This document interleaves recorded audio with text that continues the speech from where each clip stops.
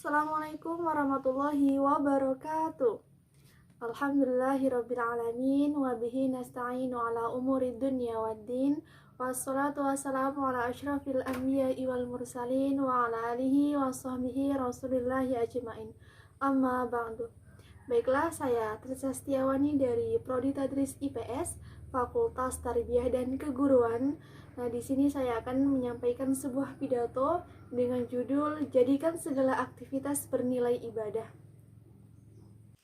Sahabat-sahabati rahimakumullah, menjadi sebuah keniscayaan bagi kita selaku makhluk yang lemah yang telah dikaruniai Allah nikmat yang tak bisa dihitung satu persatu, untuk senantiasa memanjatkan rasa syukur alhamdulillah.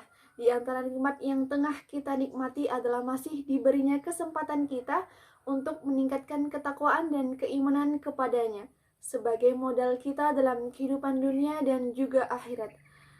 Hal ini ditegaskan dalam Al-Baqarah ayat 197, A'udzubillahi minasyaitonirrajim, wa tazawwadu fa inna khairaz zadit taqwa wattaqun ya ulil albab. Artinya, berbekalah dan sesungguhnya sebaik-baik bekal adalah takwa, dan bertakwalah kepadaku hai orang-orang yang berakal.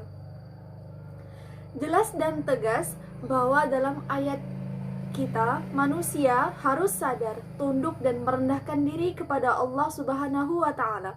Kita harus menerima segala yang ditakdirkan Allah karena kita dijadikan atas kehendaknya dan diberi rezeki sesuai dengan apa yang telah Ia tentukan. Tak seorang pun yang dapat memberikan manfaat atau mendatangkan mudarat, karena semuanya adalah dengan kehendak Allah Subhanahu wa Ta'ala. Ayat ini menguatkan perintah untuk senantiasa mengingat Allah dan memerintahkan kita agar beribadah kepada Allah Subhanahu wa Ta'ala. Pertanyaannya, seperti apakah bentuk ibadah yang harus kita lakukan dalam rangka menyembah kepada Allah Subhanahu wa Ta'ala? Apakah ibadah itu hanya dalam bentuk semisal sholat, haji, dan sejenisnya? Atau adakah ibadah-ibadah lain yang bisa kita lakukan untuk mewujudkan ketaatan kita kepada Allah Subhanahu wa Ta'ala? Sahabat-sahabati rahimakumullah, perlu kita ketahui bahwa bentuk dan jenis ibadah sejatinya terbagi menjadi berbagai macam pembagian, tergantung dari aspek apa kita menilainya. Namun secara umum, ibadah dibagi menjadi dua kategori, yakni ibadah mahdah dan ibadah ghairu mahdah. Secara garis besar, ibadah mahdah atau ibadah khusus adalah ibadah yang telah ditetapkan oleh Allah, baik tata cara dan perincian-perinciannya, seperti sifat, waktu, tempat, dan juga lain sebagainya.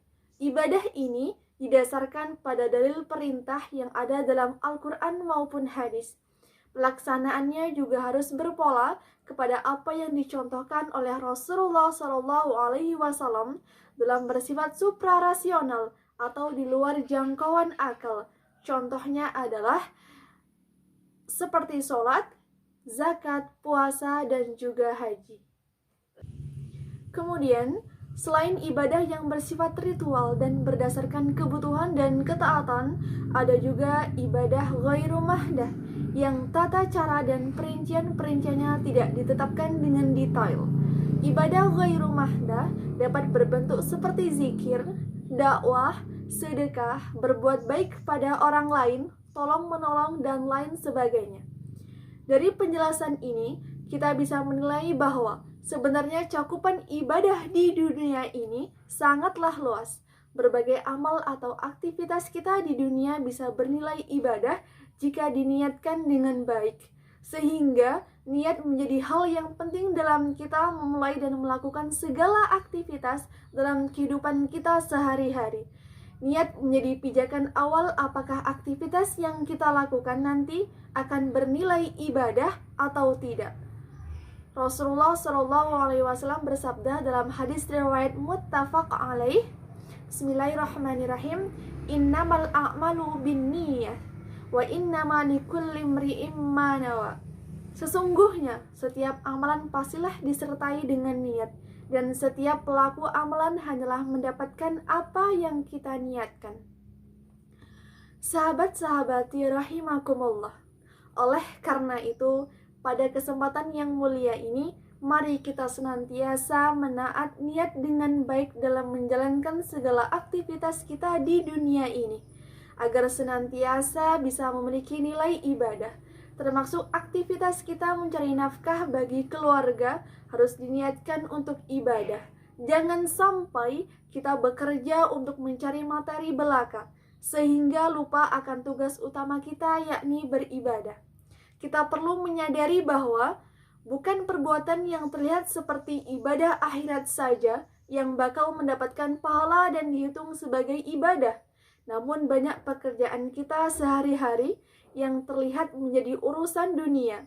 Namun karena niat yang baik dalam menjalankannya, hal itu bisa menjadi ibadah dan beramal akhirat. Baiklah, itu saja pidato yang dapat saya sampaikan. Mohon maaf jika ada kekurangan. Saya akhiri, wallahu muwaffiq ila aqwamit thoriq. Assalamualaikum warahmatullahi wabarakatuh.